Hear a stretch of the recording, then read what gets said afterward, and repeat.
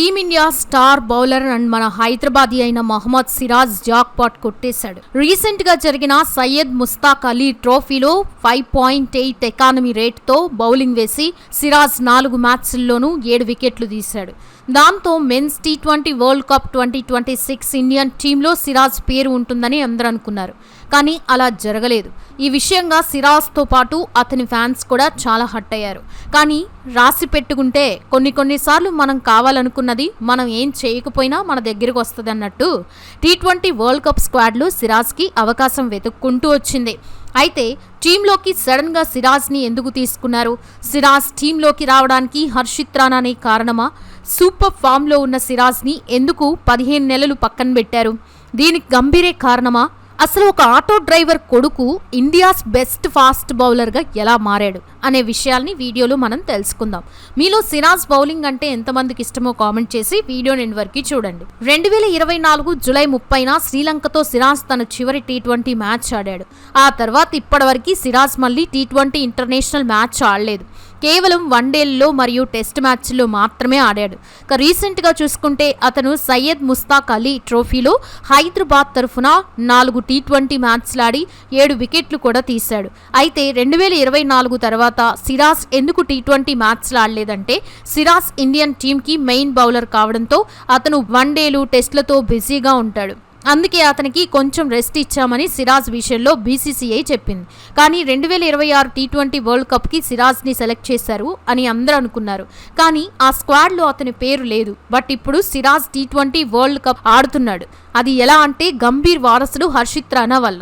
South ఆఫ్రికాతో జరిగిన warm up మ్యాచ్లో allrounder Harshit Rana గాయపడడంతో అతని స్థానాన్ని భర్తీ చేయడానికి BCCI సిరాజ్ని ఎంపిక చేసింది. హర్షిత్ రాణా లోయర్ ఆర్డర్లో బ్యాటింగ్ కూడా చేయగల సమర్థుడు కావడం జట్టుకి కొంత లోటు అయినప్పటికీ సిరాజ్ వంటి అనుభవం ఉన్న బౌలర్ రాక టీం బౌలింగ్ విభాగానికి కొండంత బలాన్ని ఇస్తుంది. సిరాజ్ ఇప్పటికే ఒక ప్రూవెన్ బౌలర్ అయిన మరియు ప్రస్తుతం మంచి ఫామ్లో ఉన్నాడు.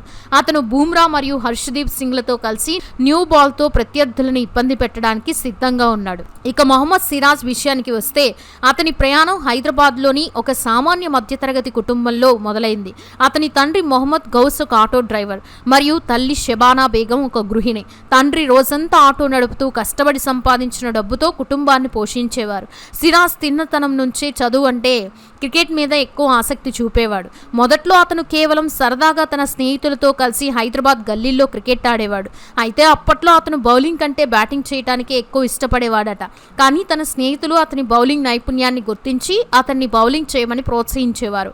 అలా గల్లీల్లో టెన్నిస్ బాల్తో మొదలైన అతని ప్రయాణం ఈరోజు T20 మెయిన్ పేస్ బౌలర్గా ఎదిగేలా చేసింది. ప్రొఫెషనల్ క్రికెట్ వైపు సిరాజ్ అడుగులు వేయడం అంత సులభంగా జరగలేదు. ఆర్థిక ఇబ్బందులు అతన్ని ఎప్పుడూ వెంటాడుతూనే ఉండేవి. అతను జూనియర్ కాలేజ్లో చదువుతున్న సమయంలో కూడా టెన్నిస్ బాల్తోనే క్రికెట్ ఆడేవాడు. ఒకానొక సమయంలో తన మామ నిర్వహించే ఒక మ్యాచ్లో పాల్గొన్న సిరాజ్ అక్కడ 9 వికెట్లు తీసి అందరినీ ఆశ్చర్యపరిచాడు. ఆ ప్రదర్శనే అతని జీవితంలో మొదటి మలుపు అని చెప్పొచ్చు. ఆ మ్యాచ్లో తన ప్రతిభ గుర్తింపుగా అతనికి $500 బహుమతి లభించింది. ఆ చిన్న మొత్తం అప్పట్లో తన కుటుంబ పరిస్థితుల దృష్ట్యా అతనికి ఎంతో ధైర్యాన్ని ఇచ్చింది. ఆ తర్వాత అతను చార్మినార్ క్రికెట్ క్లబ్లో చేరి ప్రొఫెషనల్ క్రికెట్ వైపు తన దృష్టిని సారించాడు. క్రికెట్ ప్రాక్టీస్ కోసం సిరాజ్ పడ్డ కష్టాలు వర్ణనాతీతం.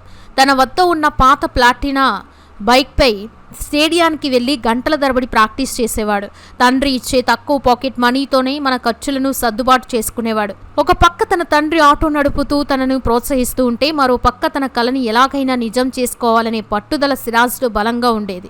అతని కష్టానికి తగిన ప్రతిఫలం రంజీ ట్రోఫీ రూపంలో లభించింది. హైదరాబాద్ రంజీ జట్టులో చోటు సంపాదించిన సిరాజ్ అక్కడ తన వేగంతో మరియు స్వింగ్తో సెలెక్టర్ల దృష్టిని ఆకర్షించాడు.